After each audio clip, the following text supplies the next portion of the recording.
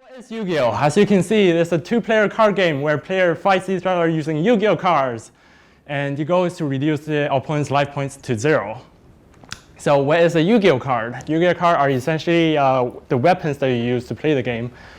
We have 3 types of cards, monster cards, spell cards, and trap cards. They are different colors, but they always have the same things, a card name and a card text, which dictates what they do. And for our project, we want to generate brand new high-quality Yu-Gi-Oh cards using machine learning because, for one, we find it as a very interesting topic, but it's hugely under-researched, and we cannot find too much things online. So we want to explore NLP's abilities to generate card text in Yu-Gi-Oh style. Our project input is the card name and optionally one of the 3 card types I just mentioned. And our project output will be all of the data that is needed to generate a Yu-Gi-Oh card aside from the artwork. For data collection, we are using all of the officially released Yu-Gi-Oh cards post-2012 because they are using a modern Yu-Gi-Oh grammar. And our data source is a free online API called Yu-Gi-Oh API. For our data processing, we use Python script to take the JSON from the Yu-Gi-Oh API. We take what is needed, and eventually we transform them into JSON-L file format in a format that is a prompt completion format as input to the GB3. And for the architecture, our architecture has 2 parts. The first part is a classifier model using by coheres. So if the user only gives the card name without the card type, the classifier model will determine which card type will be the best fit. Then the second part will be a text generation model. This will generate the rest of the card data. And for the generation model, we actually have 3 of them. So we make one generation model for each type of the card.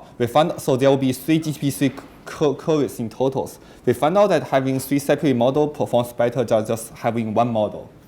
And we have a UI output using Gradius. And on top of that, we convert the output into a JSON file that can be for the user to upload on the website for visualizations. And then we found out our data set has an imbalance of a class. So therefore, in order to improve the classifications, we had to increase the number of the spell and the trap card by using word embedding. So let's take the name Lightning Stone, for example. By using the substitute method, we just replace the word lightning. And by using the insert method, it will insert a new word inside the name. And the result overall is surprisingly very good, and we did not foresee how well the model learns Yu-Gi-Oh grammar, and therefore we are being really harsh on the evaluations. And for evaluations, since our output will be evaluated by experienced Yu-Gi-Oh player, and it's very difficult to do so without the same criteria. Therefore, we make a marking rubric with a 3-part. We check the rating style, uniqueness, and the legitimacy. And the total score will be the weighted sum of all 3. And this is to enforce a strict human evaluations. So we generate 15 samples using Cohere model, GP3B, and GP3C with the same settings. And as you can see, we found out the GTP3 actually has the best score overall, but the other 2 models are not that far apart. Thank you. So for example, for the qualitative result, we are showing, for the ease of your understandings, we're showing 3 inputs with the same input card name. We named it Turn It Down. We use the same settings, and our classifier says this is a trap card.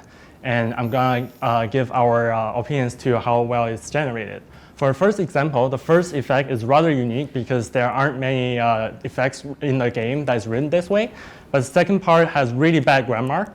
It just doesn't make sense. The third part sort of makes sense, but the effect is too complicated. So overall, this card only gets a 0.25. For the second example, this is entirely one effect. The effect is decently unique, and it's a really good Yu-Gi-Oh grammar. And the last part, which is its restrictions, are especially worded very well, which means that if printed, this could very well be a real card.